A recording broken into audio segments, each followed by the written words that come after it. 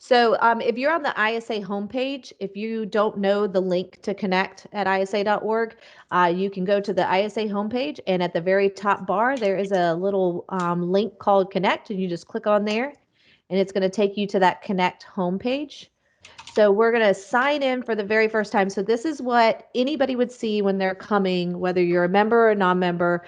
And once you sign in at the top, this is your ISA login. So this is the same login that you're using for isa.org that takes you to your member profile. So you'll come to this screen, put in your login credentials, and then log in.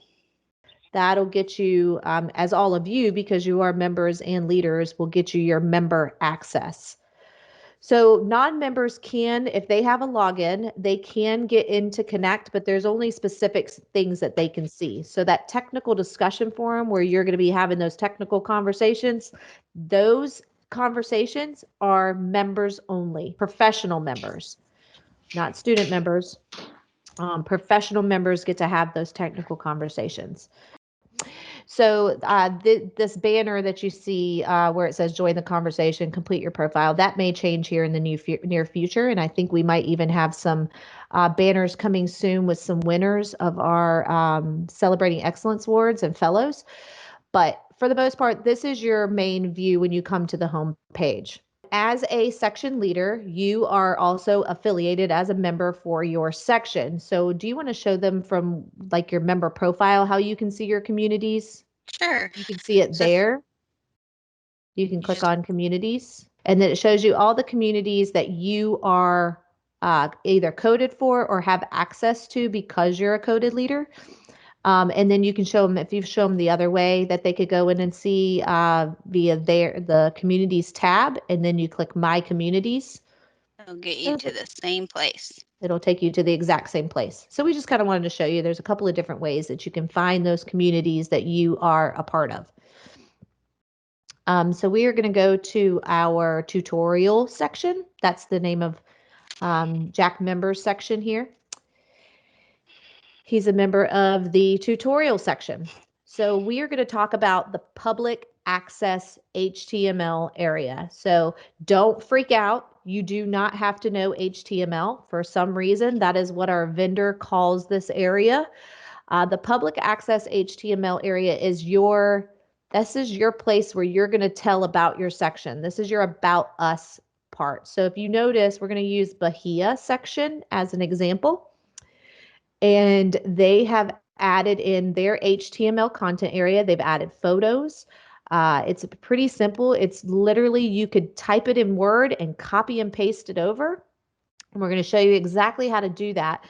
But for those that are from other parts of the world and English is not your native speaking language, you are welcome to put that in your native speaking language. So as you can see, Bahia has theirs in Portuguese. So to change this, or to add your HTML content area, you're going to click that settings button right next to your section name, and you're going to look for additional HTML content link and click that. This is going to bring you to that area, and you literally can type it in Word and copy and paste. You can type it directly into here. You can add photos. You can add web links. So if you have an external website for your section, not all sections do, and it's okay if you do not, but if you do, this would be a great place to link that external site. So maybe you would say like, hey, to learn more about our section, visit us at, and then link.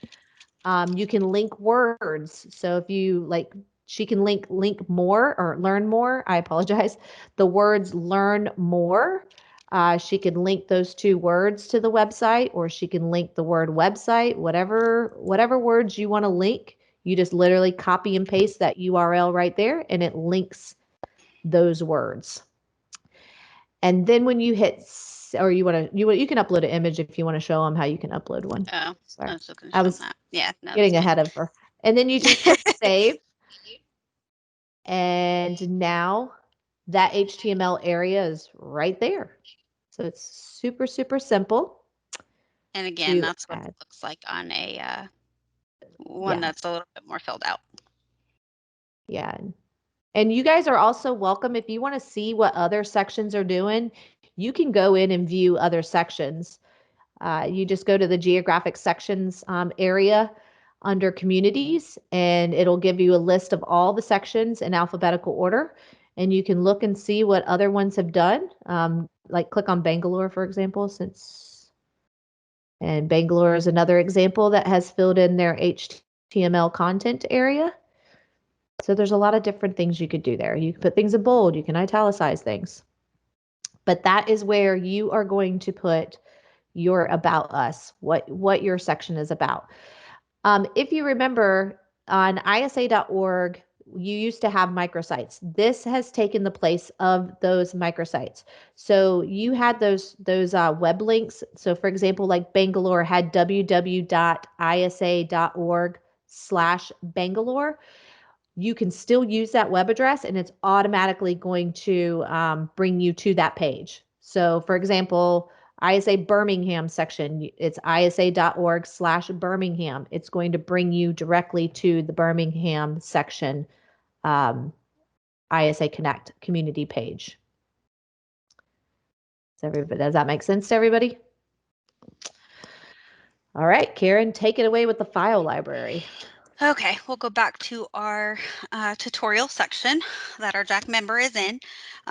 So the file library is a great place to store any kind of section documentation, especially the bylaws. It's a place that all members have access to. Only members of the section do have access to this file library. So non-members or other members who are not in the section will not be able to access the files in this area. And to add a file, it's very simple. If you've never added anything to the file library yet, then it will look like this, and it will just be the setup screen. So you'll click on create a library entry. It's a pretty straightforward process.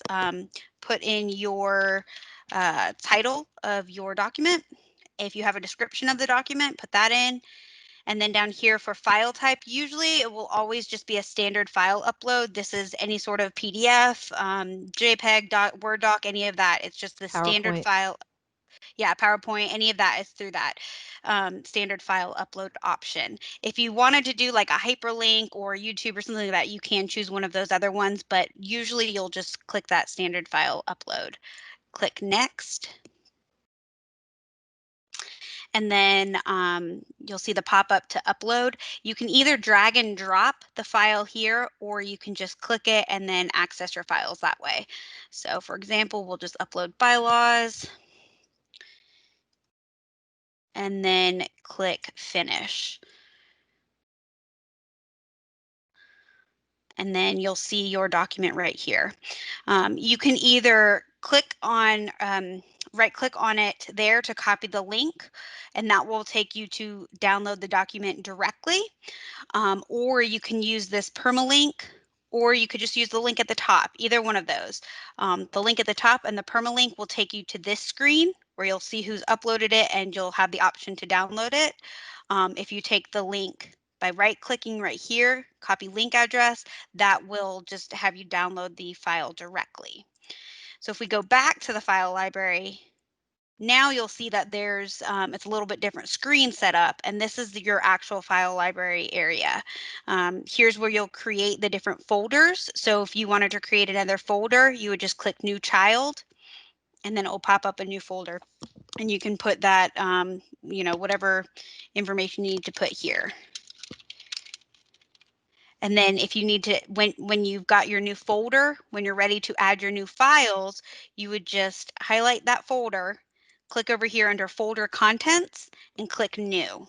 And then it's the same process we just went through. Put the title in, description, choose the type of document, and then choose the file. And Karen, when we get back over there, you can also move documents. I know this might be a little like, say that you wanted to, like, say you accidentally put your meeting minutes in that sample community for demo folder, and you wanted to move it. So say those bylaws are meeting minutes. Can you show them how to move that, Karen?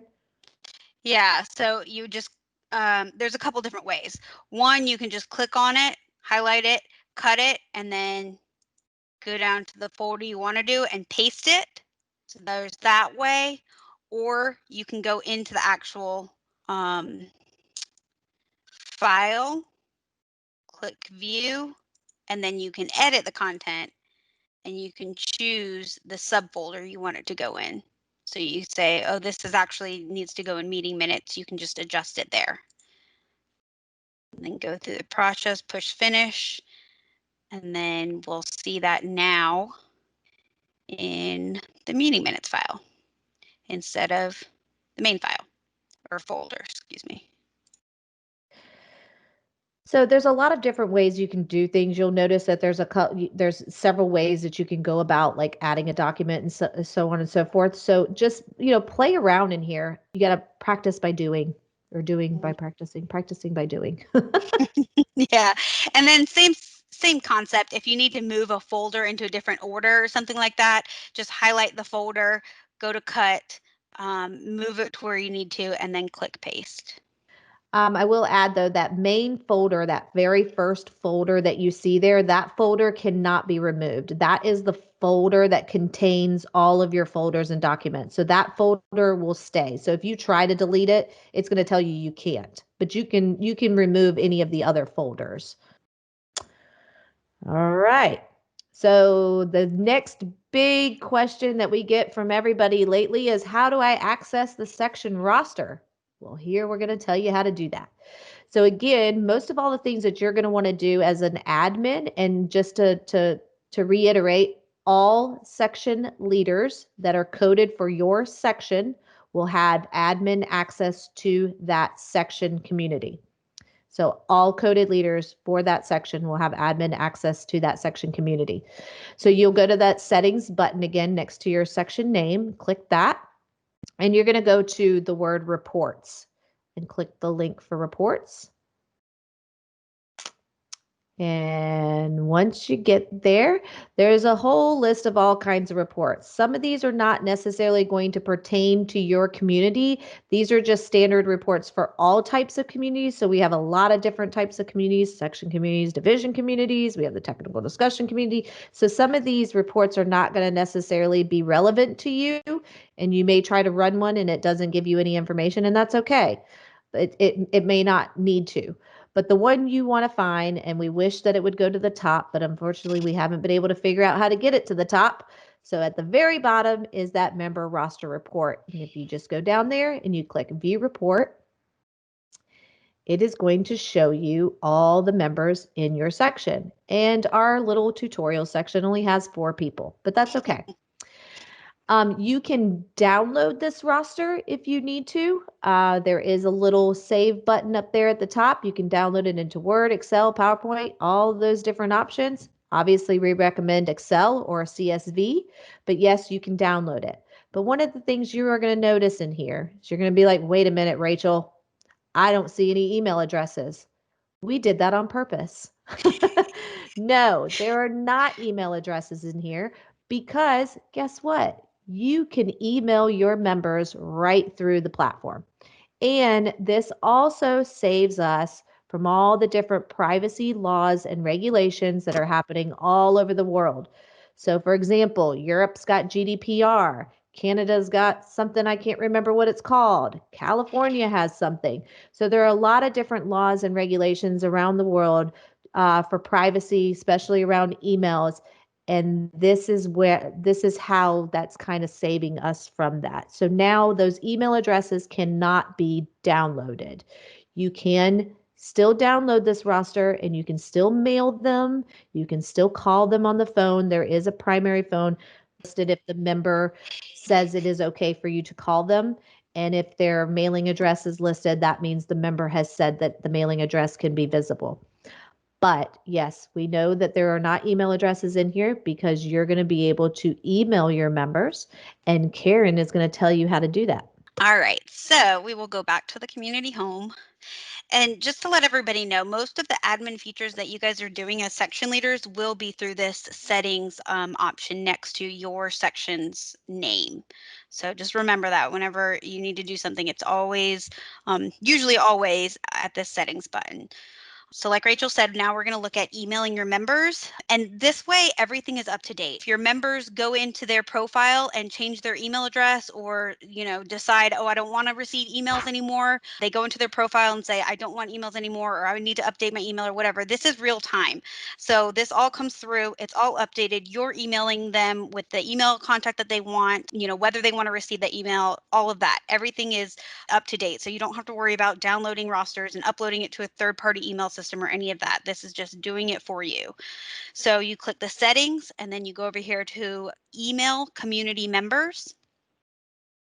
And then you'll see there's a couple different options. These are pre-sorted lists. So you can either choose to email all members. You can choose to email members that are going to be lapsing within the next 30 days. So you can send reminders that they need to renew, or you can email new members. So if they've recently joined in the last month, you can email them a welcome note or something like that. So if we click all members, you'll see there is a template that pops up. And then this is where you as leaders need to come in here and adjust this template. Obviously, it's not very built out. We don't know exactly what you want to say to your members, all of that. So you'll see it does say in bright red bold letters here, leaders, add email content here. So don't send this email out with this information in it. Be sure that you come in here, delete this, add the information that you want your section members to receive, and then you can go ahead and mail that to them from here. So as Karen's showing you, the information will pre-populate. So it's automatically going to tell, like when this goes out, it's going to say, dear Bob, dear Jim, dear whoever. It's going to automatically do that for you. And then when you're ready to send it, just click send email. And it will tell you how many people is receiving this. If there's somebody who doesn't receive it for some reason, if they don't have their email set up, you'll see that on here. So it'll say like one not received or something. So that is how you do the emails. Now you will notice that there's not a template for people that have lapsed. There is not a template for student members. There's not a template for ACSs, automation community subscribers. Currently, that is not going to be an option. We are working with some of our vendors to see what kind of other rosters we can build. So you will be able to contact those lapsed members or students in your area, so on and so forth. So please be patient with us as we are working through some of those things, and that we are looking, or just know that we are looking for solutions. We just don't have them right this second. So just kind of use what you guys have until we are able to get those solutions for you, but we are investigating them now. Hey, Rachel, Karen, this is Kevin Patel. Hi, Kevin Patel. So I've got the email thing pulled up, and so I'm guessing there's a limitation on emails per month because I've got this that says once you send this out, you can only send X amount more emails this month. Is that true? So, yes, that is true. So So is it adjusted per section? Because I know our section membership is only 130, so it won't it's probably not won't be a big actually deal for me. by, It's adjusted based on the number of members you have. So if for example, you can send 10 out a month.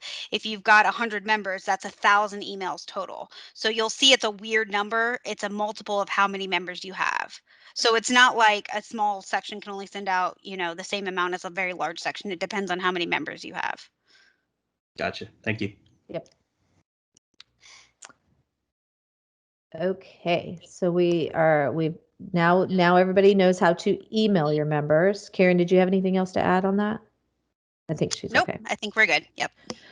All right, so our next step is announcements. So there are different ways that you can add an announcement. We're just going to show you as an example in this section in student section leader community, because this is where you probably have seen our announcements come through here. So to add an announcement, you'll click the add button. And again, this is in your respective community. We're just showing you how we do it in our community. So mine and Karen's community is that section and student section leader community. So that's where we get to contact all of you.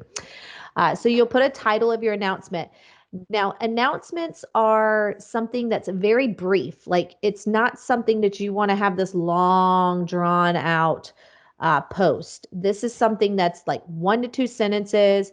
Hey, the newsletter's been posted. Go check it out. So you'll notice that we've done that with you guys with the student leader or the student, Lord, the section and student section leader newsletter that we send out. So I'll also like you get it in email because we send it out through our ISA email marketing platform, but then we send you guys an announcement so you know that it's also been posted in our community. So you would go to your library and go to the link of where that you uploaded that document that you might want to draw somebody's attention to in the announcement. So announcements can be used obviously like newsletters. It could be like say you just awarded somebody a scholarship in your section. You could say congratulations to Jimbo Billy Bob for winning the tutorial section scholarship. So those are the type of announcements that you would want to put in there. If something is going to be more than like 2 or 3 sentences, then that would be probably best suited for an email. But to do something short and sweet, you would want to do that in an announcement. And again, you can link to your document that was in the library. You can link to other places. If you wanted to send like another like a quick little announcement, hey, don't forget about our upcoming event. You could link to that event where we're going to show you how to set up events. But there's a lot of different things that you can do with the announcements. But again, they are short and sweet. Another recommendation is to click that little open in a new window button or little check mark down there. That way, when somebody does click on it, it will open in a new window rather than taking them away from where they were. So, well, I guess you can show them on one of the other ones. So when you click check it out on our July 2020 e-newsletter, it opened it in a new window. Okay. So Karen, you want to tell them how to set up an event? So we're going to go back to our tutorial section here. This is something that we've heard a lot that sections have been asking for is a way to allow members to register for events. So it is a event management platform within your community. You can accept payments through registrations. You can accept non-member versus member registration. You can accept, RSVPs, whatever you need to do for your section events. You can use this platform to do that. If you are going to accept payments, you will need to set up your payment provider so that the system knows where to put those payments and how to process them. So to do that, again, go to settings and then down here under the events, you click event payment providers. And then you will have to have one of these payment processors. So you would just choose whichever one, or if the section already has one set up that it's using currently, you would just need to choose one and then put in the credentials for that payment provider. And this just allows the system to know how it's processing, credit card payments and whatnot. So it's a really simple process. It tells you how to do it. You'll just need to get your credentials from that processor. So once you get all that information in, click save, and you're good to go on your payment provider. I'm going to go And back. they will like this because you set up a payment provider, it will automatically. So when somebody registers for a paid event that you're having, it will automatically go to the section's bank account that you set up with those providers to deposit it into your account. Right. All right. So once you have your payment provider set up, you'll just go back here and click manage events. And this will allow you to add your event, all of your event registration information. So you just put the title of your event, choose what type of event it is. So whether it's a, multi-day conference, if it's just a board meeting or a member meeting, or if it's just, a simple RSVP that you don't really need a large setup, you're just requesting to have people let you know whether they're going to be there or not. You can use that as well. So just choose what kind of event it will be for, what community it is, and then if you have a description, so what the event is for, what's going on with it, all of that information can go in this description box. If you have an event image, you can include that. You'll see with a couple of the other events, they do have some images, and it's just a good catchy way to get people's attention. There's, some other information about how many, if they, how many of the max registrants you can have, just all of that information. Fill that out, the time. Be sure to choose the time zone that is applicable to where the event is happening, and then the location, whether it's a online event or it's actually a physical address. You can choose all of that information, and then include the contact information. So this will be included in the invitation at the bottom. It will say, if you have any questions, please contact this person. So if you have events chair or program chair or something like that, be sure that their information is included in here, and not, or if that's the person that's creating the event, they can just do insert my contact information, or whoever it is that you want to field questions about this specific event. And then again, if it is something where you're going to have different kind of registration options, early, rate, late, or regular. And then if you're going to have members or non-members, you can indicate all of that information when you're setting up or creating your event. Once you have all of your information included, you can go ahead and send out an invitation to all of your section members. And you would just click that little toggle, and then when you save it, that's when it's going to send out the invitation to everybody.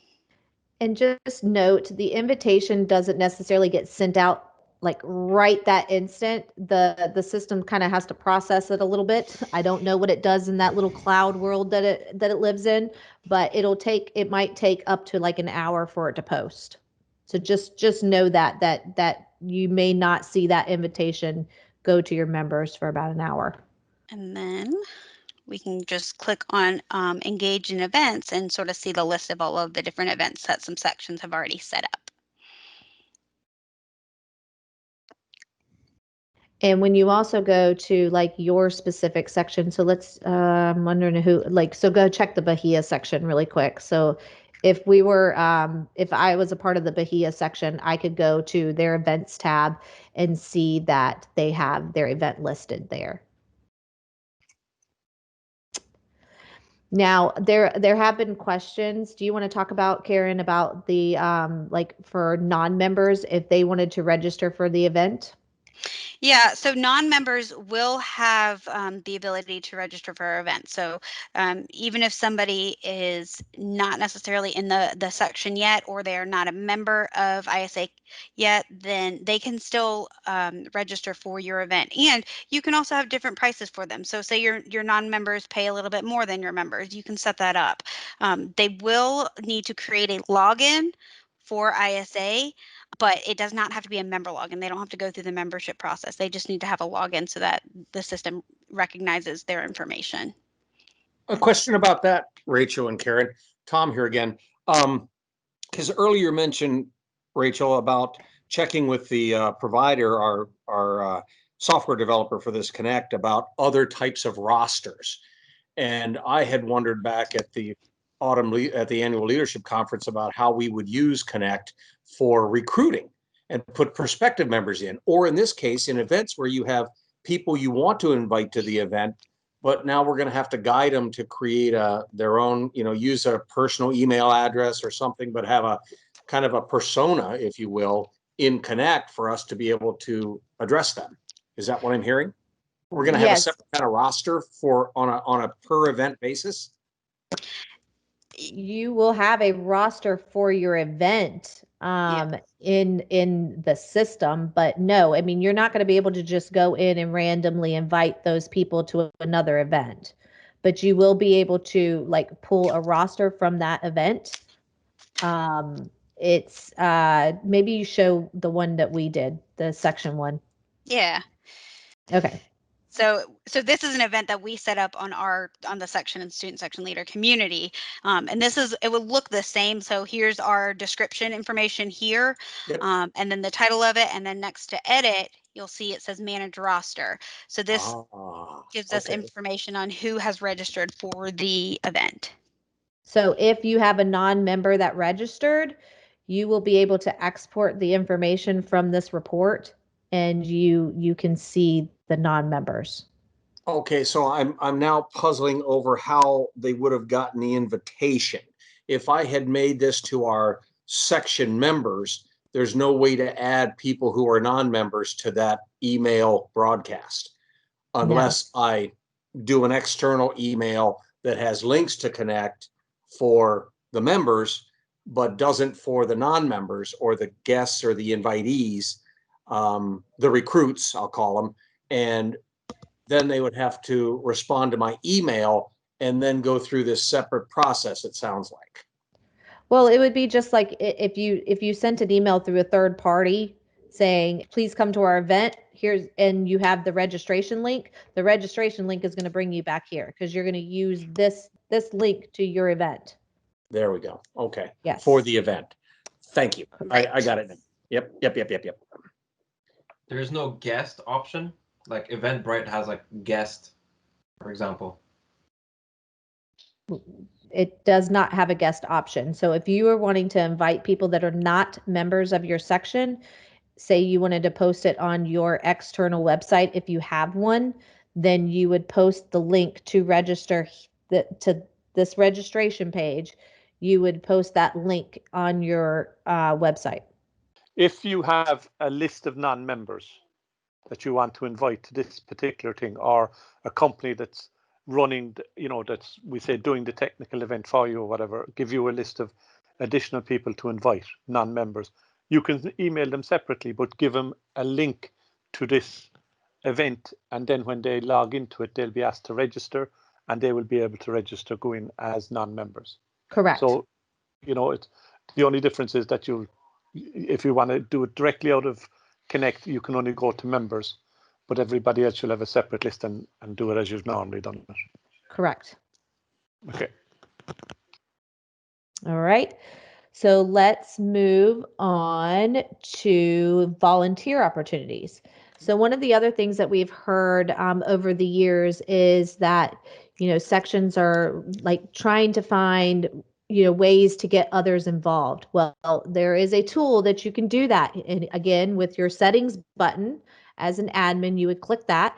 And under volunteer, there's a link called manage opportunities. So when you click that, you will be able to create an opportunity. So say we're going to use a couple of examples or scenarios. Say you're looking for somebody to work the registration desk at your upcoming technical program. So maybe you want somebody to be like a greeter to greet people or check them off the RSVP list, whatever it may be. So those are more or less like a micro volunteer opportunity. You can set up that volunteer opportunity in this area. You can match them to people. So members can set up a volunteer profile. Each member has a volunteer profile. If you haven't had a chance to look at that, go look at your different profiles, and it'll show you that you have 3 different profile options. You have your regular member profile, your expert profile, and your volunteer profile. You do not have to use those. You do not have to use your expert profile or volunteer profile, but there are options for you to have those. So somebody might want to get involved and they fill out their volunteer profile. Well, when you fill in your volunteer opportunity, it can help match your volunteer opportunity to people in your section that might say that they want to do that. So you would give a description. Maybe that's exactly what they would be doing for that volunteer opportunity, how many hours they might need to dedicate, or what skills they need to have, and that would go in your description. And then as you scroll down, you can have it to where only people in your community, which is what we recommend, because you want only people in your section to be volunteers for your section. So you would want to click yes on that one. And then since Jack is the one setting this up, he right now is the primary contact, but you can choose to have somebody else as the primary contact. So say Jack member is the section president, but he wants to put like the membership chair, because maybe it's for a membership committee member position. He could choose somebody else as the contact for somebody to reach out to. And then you would put your location, which, depending on what your event is, it could be, an online opportunity, or it could be, an in-person opportunity, or it might not even be applicable to that. Again, you can upload a photo. Maybe, if this is somebody at a registration desk, you could show a picture of somebody working the registration desk. You could put your section logo there, whatever it is you want. And then you fill in the details when the start date is, when you want to publish it. So the start date and the publish date are two different things. The start date is when that they would start in that position. The publish date is the date in which you are publishing this opportunity for people to see. And there's a description there that it kind of explains that.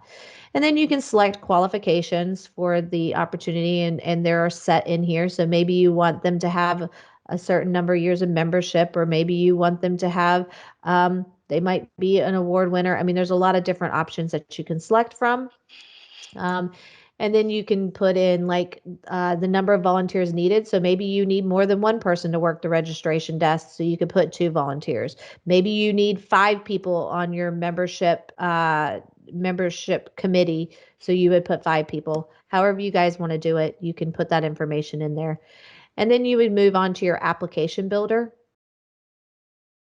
So we have pre-populated some applications for you. So like for the event volunteer application, the basic question is, why do you want to volunteer for this event? What involvement have you had with the section or events that you would prepare you to volunteer? So there's just some different questions that'll be asked, and then you would send your invitations. So again, when we were saying that you can match them with particular people, if you wanted to see who might match your opportunity that you built, you could loosen the requirements, or you can tighten them. So when you loosen them, it's showing you that you have 1 volunteer. That should actually change to 0, or right? Wasn't it But 0? when you tighten it, it goes to Oh, 0. when Yeah. you tighten it, it goes to 0. So I want to make sure that everybody, like, that they have everything that I have said. But as you can see, nobody meets that criteria. So sometimes you want to loosen that up. So when you loosen it up, it might show you, oh, there might be somebody that could possibly fit that volunteer opportunity, and you can do it that way. And you can send the invite directly to that particular person or persons, or you can send it to multiple people. You can literally just send it to everybody. Can you All just right. post? Does that thing work as a kind of a somewhat of a dashboard to see which of our members?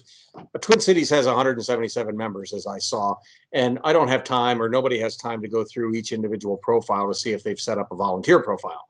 How do we have a dashboard capability to find out what members have posted a volunteer profile? Is there any way we can do that search? It kind of takes that into account here. So this is saying that there's, 2 people that have a volunteer profile set up that are willing, that are wanting to volunteer. So it kind of takes that into account. It's not necessarily a dashboard board per se, but it does take into account those that have said, yes, I want to be a volunteer. Well, that's kind of helpful. Where Twin Cities is we'll celebrate our 75th. We're trying to plan a celebration for our 75th anniversary for sometime late in 2021. And we need to start forming our committee right now. And Bob Johnston and I, our president, have been talking about how to do this. And this is timely, just being able to set up an event kind of thing, and then try and research with our members who could volunteer. So we'll probably have to do a multiple pass thing where we put out an announcement of the event. We're looking for volunteers. Please fill out your volunteer profile on ISA Connect, and then we'll reach out to you. So Tom, let Yeah. me back up really quick.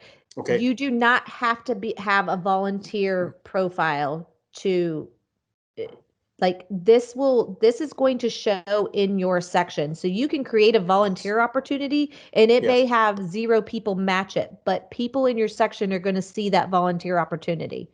So they Gotcha. may not Thank have you. a volunteer profile, but they can still see it and they can still apply for it. Super.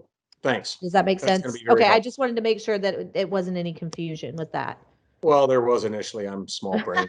No, don't say that. This is all a learning curve for all of us. So just, again, like, play around in here and just figure some things out. Like, really, it's going to be kind of hard to break it, but I can't put anything past all you engineers and technicians and stuff, because you guys are very smart people, and I'm sure you can break something. But if you break it, Karen and I will more than likely try to fix it. And if we can't fix it, somebody will be able to fix it. So just play around in here, and see what you can do. I mean, the worst thing it's going to do is send an email to your members. Rachel, are we able to just post a volunteer opportunity on instead of Yes. targeting it to certain members or looking for volunteers? Go ahead. Yeah. So, Karen, you want to Y- show them that? Yeah, so it's just right here. When you get to the end of it, you put all the information about the volunteer opportunity in, and it says right here, send email notifications. You can choose yes or no. So you can say, no, I don't want to send email notifications. I want to just finish it, and then it will just show up on your community homepage.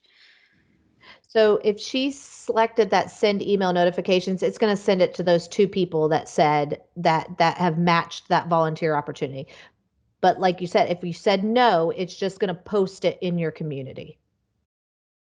So looking at all the volunteer opportunities, Wilmington section has a opening. 6. Yeah. Nope, 7. Oh, 7. Lots of pages. Yeah, so it shows up right there, volunteer opportunities.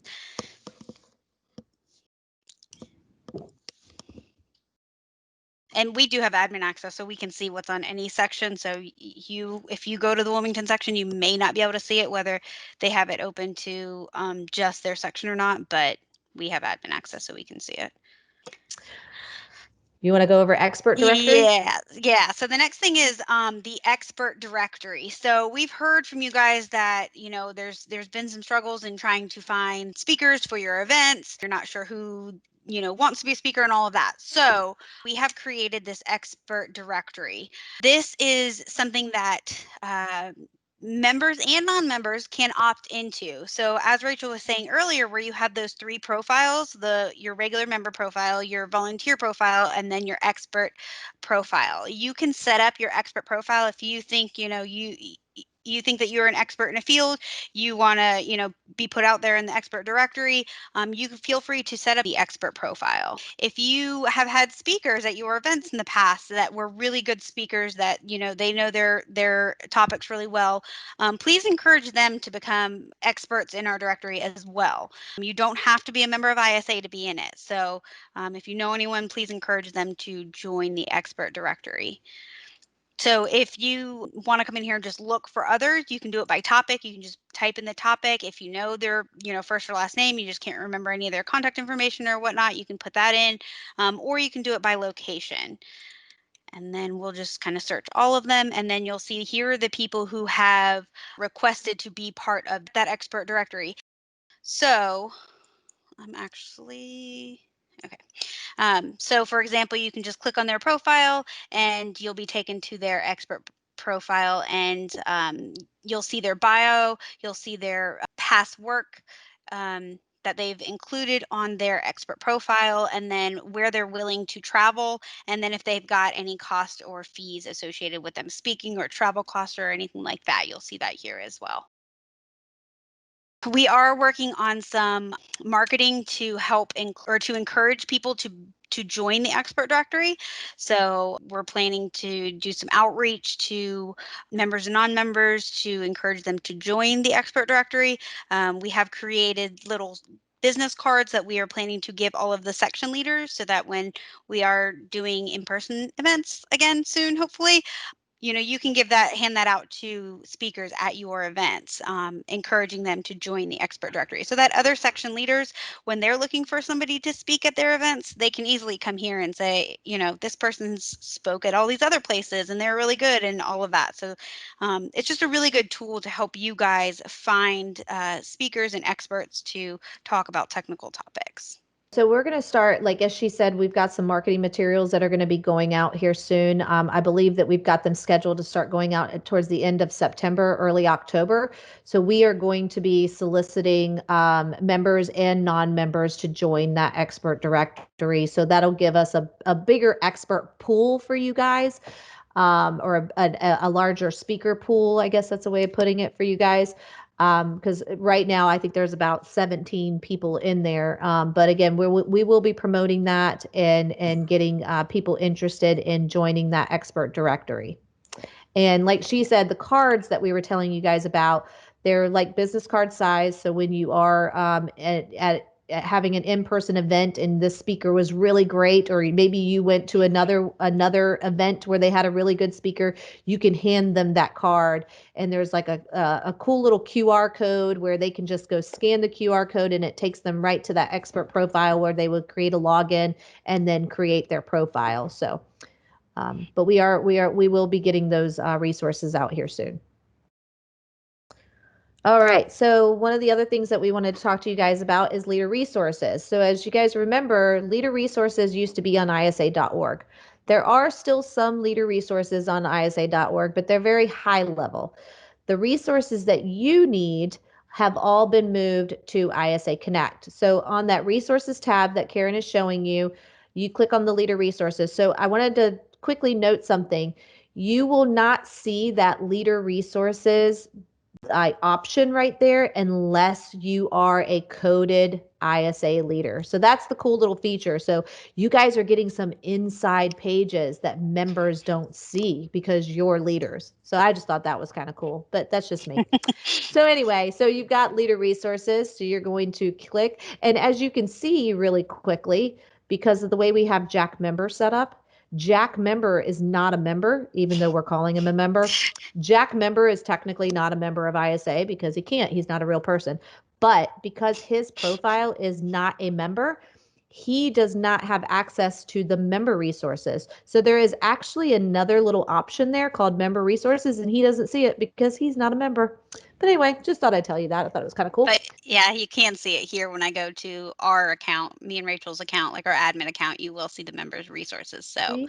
Isn't that if cool? if you're not a member or you don't see that member resources, it means that you need to renew because you have Right. lapsed. Or if you don't see that leader resources option, that means that your coding has now ended and your section does not have coded leaders. So Yes. interesting little facts that you can tell when your membership has lapsed. So you're going to click that leader resources and it's going to bring you to this lovely page with all these little drop down little panels that are kind of cool. Please note that this is a work in progress page. Karen and I are still working on updating this and adding more documents and more resources. So for, like the leader satisfaction survey, that was when we surveyed all of our leaders at the beginning of 2020 for the 2019 year. So that is the infographic that we had for that. And we will be doing that again come early 2021 for the 2020 year. And that will automatically be updated in here. Also, it gives you the brand guidelines on how to use the ISA logo in here and the downloadable files where you can access the ISA logo. And how you can go about using it, what the proper colors are, what fonts we use, all of that good stuff. I am going to link here also a shortcut to the sections and division logos to their respective communities. But if you're not a coded division leader or a section leader, you won't have access to those. So again, the leader communities, this is the community section and student section leader community. That's the community that you as a coded leader have access to, where you guys can go in and share best practices. This is not a place, however, for you to promote your section events. We don't need you promoting section events to all the sections.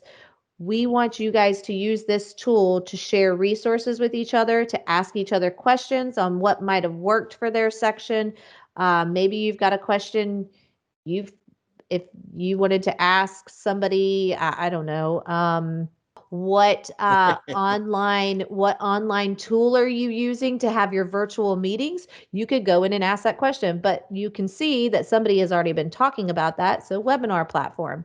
So there have already been some conversations going on in there. So these are the type of conversations that we want you to have with one another. And you can post those in that discussion. So that's a great resource for you guys. If you go to the library, Karen, this is where you're going to find those leader resources that you used to see on isa.org. So there is a folder called leader resources. And this is where you're going to find that section or student section leader form. You can find those e-newsletters that Karen and I send out every couple of months telling you guys of important dates and things that you should know. And since you're not opening them in the email, we're also posting them here. So maybe you'll open it here. I'm just kidding. There's also access to those operations manuals. Those operations manuals are really important, guys. Please be using them. These are great tools for you guys to see, give a really good understanding of how to operate your section, the best practices on how to operate sections. There's a lot of great resources in there. We have a new one that we just added in there, y'all, called Young Professionals. So I know Ashley Weckworth is going to be very excited that I gave her a little plug in here. So this is a new role that the Young Professionals Committee is requesting that sections put on their boards. But this is just some great information for you guys to utilize on how to operate your sections. So back into the file library, we have also developed one for student sections. So there are some things that are a little different between sections and student sections. So student sections have their very own operations manual now. So it's kind of set up pretty much similar to that section one, except for this is all student section related. You can access your section and student section logos. They are in alphabetical order, so you'll be able to click on the one that pertains to the first letter of your section name, and you can go in and download those files that pertain to your section. Question, Rachel. Yes, sir. Previously, webmasters were not a section leader. How do we get a formal request that webmasters get access to this kind of material so they can go about doing things for the sections without having to steal a coded section leader's capability? Do we just make a request to you ladies and slip you a 5 and you'll code them as a All leader? section leaders have access to the section leader community. Yeah, I think my webmaster does have access to this. We just checked last week. Oh, so Yeah, we all code them as section a leaders. section leader. Gotcha.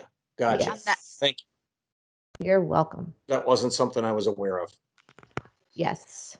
Now, if it's somebody that you are paying, your section is paying, that's not an ISA member, then no, they No. are not going to have access Yeah, because got coded that. section leaders need to be members. Yes, got that. But I think, Rachel, the other thing to that is that if you're paying them enough, they should join the section. Yeah, exactly. They would have. Very good point, Brilliant, Declan. Declan. Brilliant. Excellent. Yes. All right. So back to the library. So there's where you can find all your section or student section logos. Operating bylaws. So as you all know, ISA is looking at doing some updates to the bylaws, which the sections will be voting on here towards the end of the month when voting, or no, the end of the week. Voting will be opening for that. So we also encourage sections to look at their bylaws. Maybe it's been a while since you guys have updated those bylaws. So we've created some really great templates for you to use. So we do encourage you to do that. And a lot of it is already written for you. You just got to plug in a few little things and voila, you've got new operating bylaws that your board can vote on or your members can vote on. Membership, the month-end membership statistical reports are posted in here. You will notice that August has not been posted yet since we have been doing a lot of system transitions. The August ones are not quite ready yet. We're still working with our vendors on that. So we will post those hopefully soon. The annual report, there's links to both the section and the student section one. Just a little plug, annual reports were due July 31st or 31 July, however you want to say it. If you have not submitted your annual report, please do so. We've got a lot of work that Karen and I have to do in analyzing all those reports and working with the Geographic Assembly. So please, please, please. And if you want to be compliant for the 2021 year, you want to get that section annual report in right away. And then also the student sections, those were due back in May. They can still submit, so please get those reports in as well. There's lots of brochures and flyers that we've created for you. They are all up to date and current. We have you can click on the membership materials. We've got the benefits chart where you can see how our benefits are compared between like a student and a professional. The membership enrollment form, uh, highlights of membership, an overview of ISA altogether, the beautiful brochure that our marketing team has created. So you can do it in a spread or it has just a regular PDF up and down kind of brochure. But so those are all those materials, and they have all been updated, and they are ready for you guys to start using. And then also we have some a student fly or student materials that can be used. We have a lot of ISA presentations. So when you're doing like a technical talk or something of that nature, and you wanted to do like an overview of ISA, or you wanted to add in a membership plug, there's some presentations that we've created for you. If you want to talk to your section members about ISA strategic plan, there's a presentation in there for you. Cybersecurity, we got one for that too. We're going to be doing some section leader training starting next week. I mean, this is technically section leader training right now, but we're going to have some other ones that are going to kind of spark some discussions with you guys, and that's going to be posted next week, starting next week. And those presentations are also going to live in here. So we've got some section leader training coming to you guys here soon. And then we've got some ISA Connect section community resources. Those are this lovely guide that we created for you guys that is kind of like a cheat. I call it a cheat sheet. It's a guide that kind of just tells you what every part of ISA Connect that you guys can use for, for your section, like the file library. It explains how that works. What announcements are used for, what your emails should be used for, events. You can post a poll. You'll notice that there is already a poll in each one of your section communities where we are asking your members if they would recommend your section to a friend, colleague, peer. So those have been posted for you. If you have an idea for a poll, let us know because we have to create them for you. Add some flair. That's that HTML content area we were talking about. That's your about us. And then find your replacement, which is the volunteer opportunities, and the speaker pool, which is that expert directory that you have access to. And then you got our little cute emojis. Aren't they cute? There's me and Karen. And then you can see little Andrea and her little one, and there's Michelle. We're really excited about our little emojis. I don't know if y'all are as excited as we are, but I was excited about them. And you'll notice I have curly hair now. But anyway, go ahead. Rachel has decided to not do anything with her hair anymore since we are quarantined. Anyway, so we also have community setup instructions where this is just some basic things for you, not only as leaders but as a member. Like, how do you upload a profile picture? How do you change your notification preferences, your privacy settings? How to connect with peers. So this is just some extra resources that we have for you guys to use, and like their actual tutorials. So a lot of those things that we were going over with you today, like how to do an event registration, how to set up a volunteer opportunity, we have little tutorial videos that show you, and also we give you the steps on what to do. And where is that again? Can you show me that where that is again? Absolutely. Yeah, so there's actually a couple places. It's in the file library. If we can go back under ISA Connect section community resources. And then since this is something that you guys are likely going to ask about and want, we made a quick link to it. So if you're just going to the section student section leader community home, you'll see there's a couple tabs here that are drop downs. So it says setting up your community. If you click that file library, it'll take you right to that location in the file library, or public access area. It'll take you to that video tutorial with the steps. So if you just go to your resources, leader resources, click section student section leader, you'll come to this homepage. Get familiar with this because this is where you as section leaders will have a lot of your resources. This is where Rachel and I will be communicating with you if there's important announcements or like the section leader e-newsletter. All of that information will be in this section community. So become familiar with it. There's a lot of really good resources on it. So, and here's just some quick links. So for that community guide, for example, that Rachel was just talking about, if you are looking for it quickly, you can find it here, or you can go to the file library. Either way, we just did this so that, some of those things that you guys will need a lot, they're easy access right on the homepage. And then also in the library, your district can also share resources with you. So, for example, you could see District 8, which was Jeff Hayes. He's the district vice president for that. He has posted the presentations that they used for their DLC this year. So again, we want this to be as transparent as possible. We want all the sections to see what's going on with all the other sections in the world. So again, transparency is key. You can see what District 8 was doing.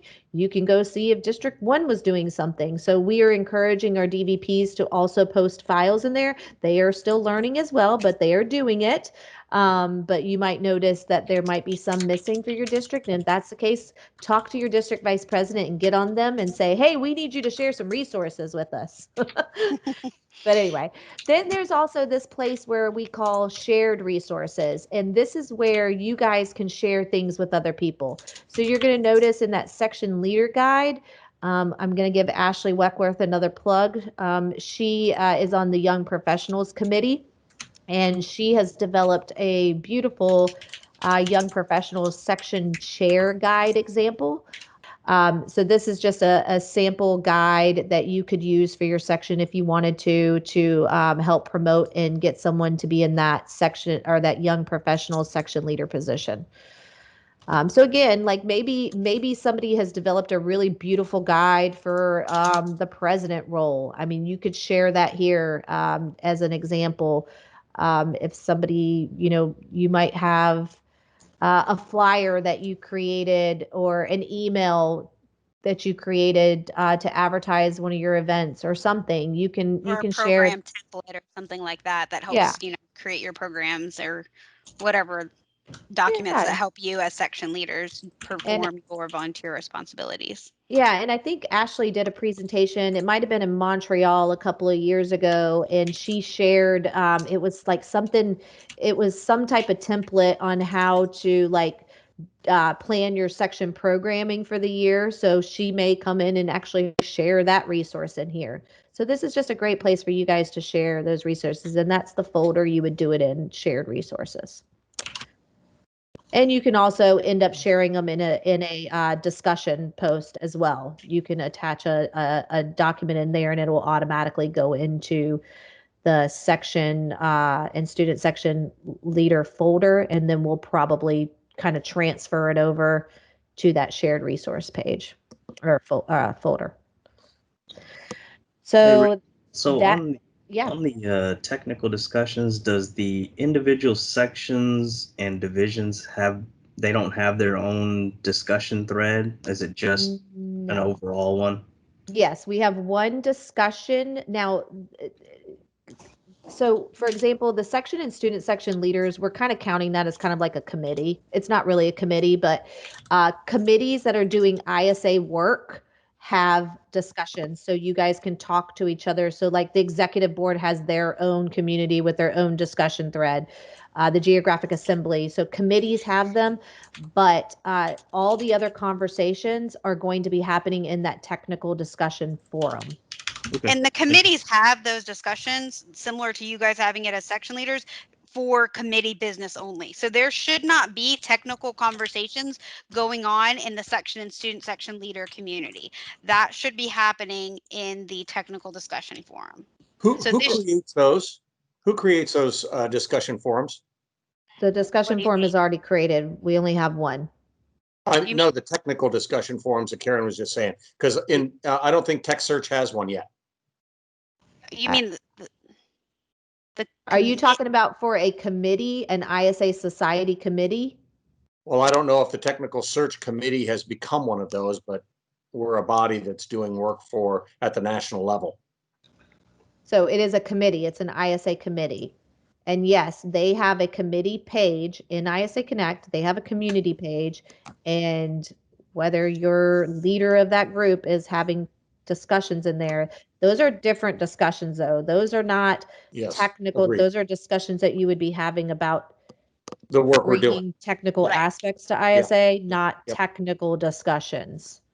Well, we Technical have both. discussions, Yeah. what We have we both. mean by that is like you've got a problem, you've got a challenge at work, and you want some help figuring out a solution to that problem. So I'm having this alarm going off in this plant, which is probably not a good idea, but I've got this alarm going off. I don't know how to make, I don't know. I don't know what you guys talk about. I see. You would Yeah. go in and post that question in the technical discussion forum. Okay. Ready. Thank you. Another right. thing for this discussion forum, this is not a place to advertise your section events. So, don't post here, everybody's welcome to attend our section event that's happening next week. That's not the intent of this discussion forum. This is to share best practices, to share tips and tricks. If you have a question of other section leaders, ask that with this discussion forum. And you're going to notice if you add a discussion, currently it is in moderation, and we have done that on purpose because we are kind of just trying to get people to understand what they can and cannot post in this community. So if you post something that's not necessarily appropriate for discussion, so actually somebody did start a technical discussion it might have been the I division think it was leader the division community. leader, yeah. So But still, either we way. went back to him and said, "Hey, this is actually a technical discussion for the technical discussion forum." And he was like, "Oh, yeah, he probably just posted it in the wrong place. He wasn't necessarily paying attention to where he was." So we moved it over for him, and he was greatly appreciative of that. All right, so I am going to go over into the chat. I see that we have some questions. Tom Smirtnek, you've asked about the automation community subscribers having access to the library area. Only members, professional members of ISA of your section will have access to that library area. Automation community subscribers are subscribers. They're not necessarily members. Gotcha. So they won't have access to that library.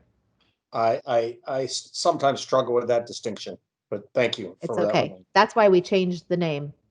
Yeah, subscriber than member. Yeah, thank you. You're welcome. Rachel, just on yeah. that, will student members of a section have access to that? There are no student student members of members of student sections. sections.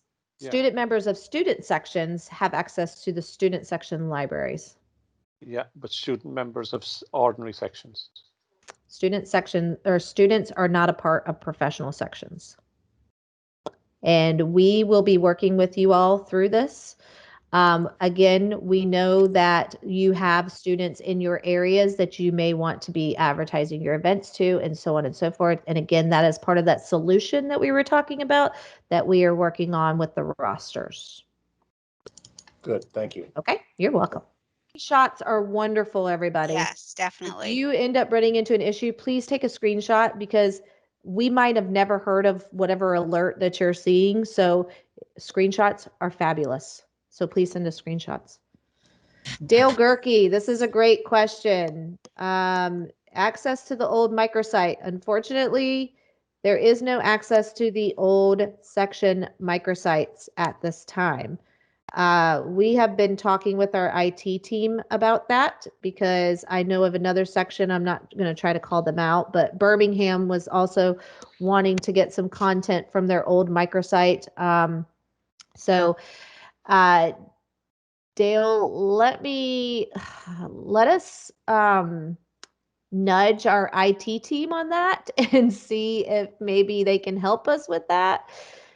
Because yes, it is hard for you guys to be able to pull that information down. So we will follow up with them on that and see if maybe we can get some access to the old microsites. Okay. You're welcome.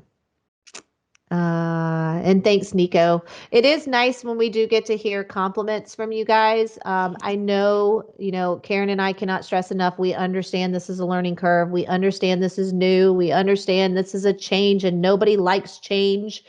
But in the long run, this is a good change. I hope you all can see it that way. Karen and I have worked really, really hard on this, not to toot our own horns, but we have been working on this for, oh my gosh, 3 years? a year and a Yeah, half. a year and a half. 3 years. A year and a half.